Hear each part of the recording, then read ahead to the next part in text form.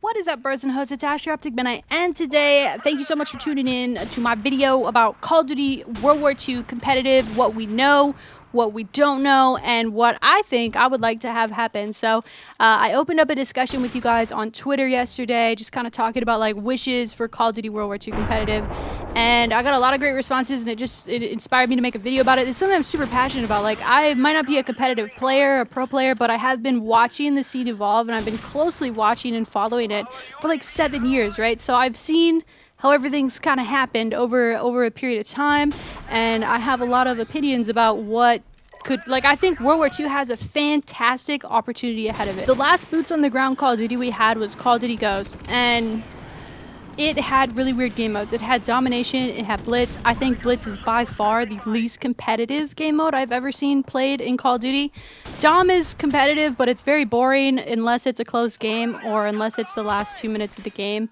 So that's hard to watch. So I'm very excited, hopefully, to see Call of Duty World War II go back to its roots. And when I say back to the roots, I mean like Black Ops 2 style. So if you think about it, I don't know how many of you guys were watching Call of Duty competitive back then, but Black Ops 2 experienced this huge boom in competitive. There was league play. A lot of people were rocking GBs. It was the most competitive Call of Duty we've ever seen. In my opinion, Black Ops 2 is like the bedrock of Call of Duty competitive. It's widely still considered one of the best competitive Call of Duties of all time, and it's my personal favorite. A lot of people disagree and say, oh, well, this one.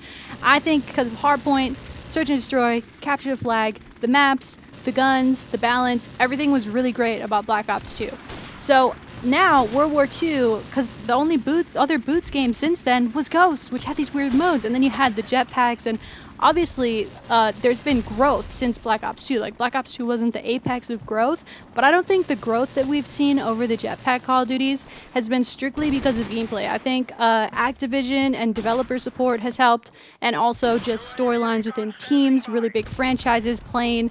I think that is what has led Call of Duty competitive to the point we're at now. And the point we're at now, I really feel with champs that just happened. I'm so happy that Optic won, by the way. Obviously, I'm in Optic, so I'm super happy we won, but I'm super happy for Seth and for Formal, especially Seth, though. Like I said, I've been watching Seth since like 2011 when he was on Leverage, and to see him just evolve into a champion, that's amazing, man. I'm so happy for him, and I'm so happy we won. But I feel like here's the problem, man. Here's what I think Call of Duty did wrong at COD Champs. So there was this big hype.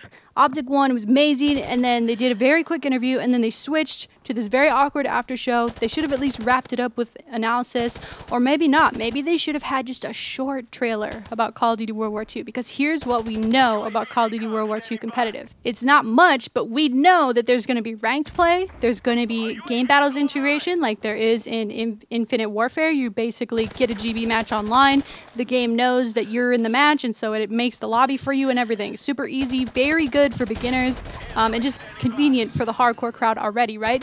And so then that, with I think the in-game live event viewer, which they had in Black Ops 3 and IW, that combined with the fact that it's a boots game, I think that World War II has a really unique opportunity ahead of it. So we don't know much, but they should have at least done some kind of like trailer or hype piece just to get people hyped up for the next season already, because although those events and the release are so far out, I noticed the sentiment on Twitter and from even pro players that just finished with champs. They were like, and now we look forward to boots on the ground. Like, everyone is looking forward to this. I saw a lot of vibes on Twitter basically saying that there's going to be a version of Uplink, or like some kind of weird version of Uplink, and Uplink was brought to us by Sledgehammer, right? So maybe they feel the need to alter it in some way to make it fit for boots on the ground.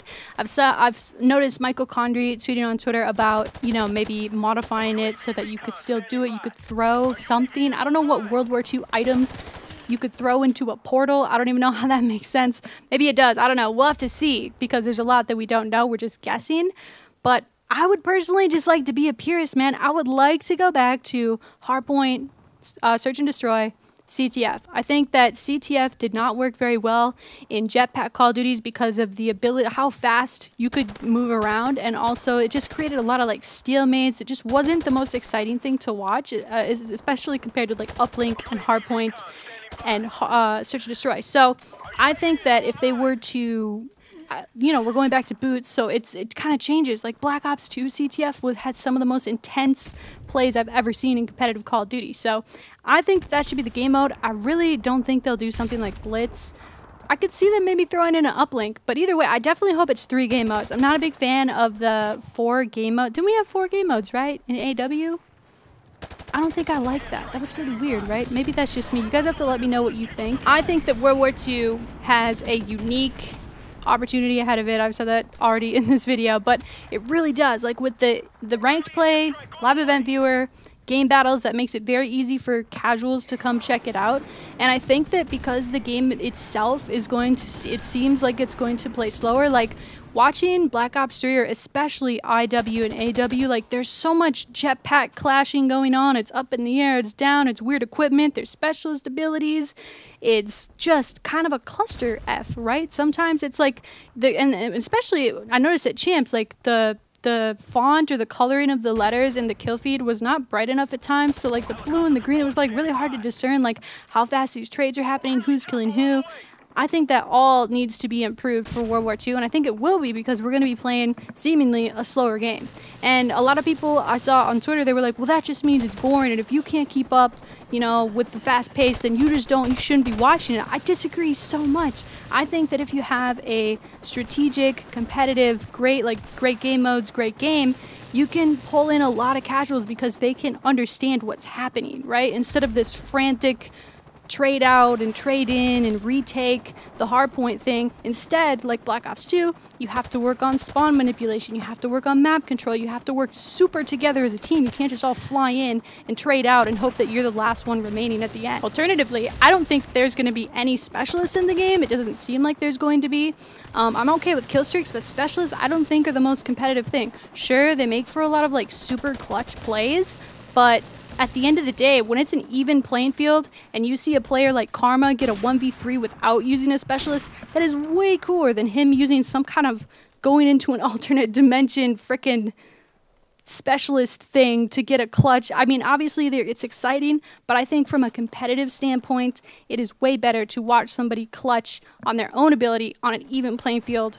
That's what I think. You guys have to let me know what you think. I know this video was just me kind of rambling about a bunch of different things, but I'm just kind of getting my thoughts out there about what we're going to learn or what we already know about COD World War II competitive stuff I'd like to see. Obviously, the standard format is what I think would be best for growth, but what do I know? You know, I'm just someone who's been watching for forever. So let me know what you guys think down in the comment section below, and also let me know if you have an opinion. Let me know when you started watching Call of Duty competitive.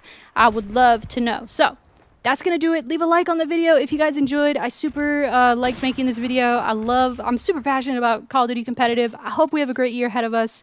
Sledgehammer has a unique opportunity to just super kill it this year, and I'm excited to see what they do. Make sure to subscribe to the channel, put the notifications on so you can catch when I upload next. Going to be doing a lot of World War II beta stuff, so keep tuned for that. And like I said, comment your thoughts. Anyway, thank you guys so much for watching. I appreciate your time. I'll catch you guys tomorrow. Peace.